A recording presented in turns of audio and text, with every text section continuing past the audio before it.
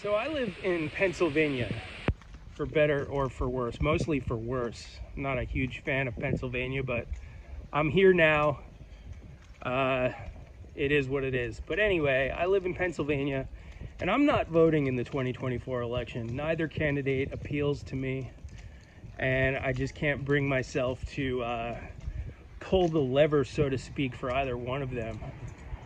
But it got me thinking about the whole voting thing and our electoral system and what it all means. And what's interesting to me is the fact that my non-vote holds more power and sway over the government than does your vote, most likely. Now, if you are a voter in Pennsylvania, which let's just say that's the pivotal swing state, most likely who wins Pennsylvania wins the election.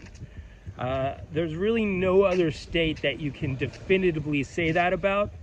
Other states are sort of, they can go either way, and the person could still, who loses those states, could still win the election. But I don't think the same can be said for Pennsylvania. So Pennsylvania is the quintessential swing state. It's the pivot upon which the political fortunes of either candidate rise or fall.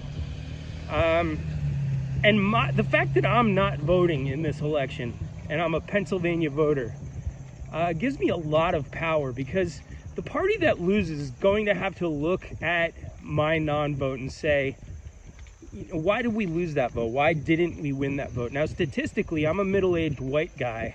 I should be voting for Donald Trump, statistically. I do have a college degree, so that puts me a little further towards the Democrat, the blue column, but not necessarily. Statistically, I should be a Trump voter.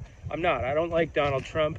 I don't think he did a good job as president his first 4 years, and the things that he's saying, I think, could affect me negatively. But the same can be said for Kamala Harris. The things that she's saying don't appeal to me. I don't see much promise in her potential administration for me economically, and the things that she's saying, I think, could actually have negative ramifications on my life and America in general. So I'm not voting for either one of them. I also have major problems with each of their parties and the things that they do and the things that they stand for. So I'm just not voting.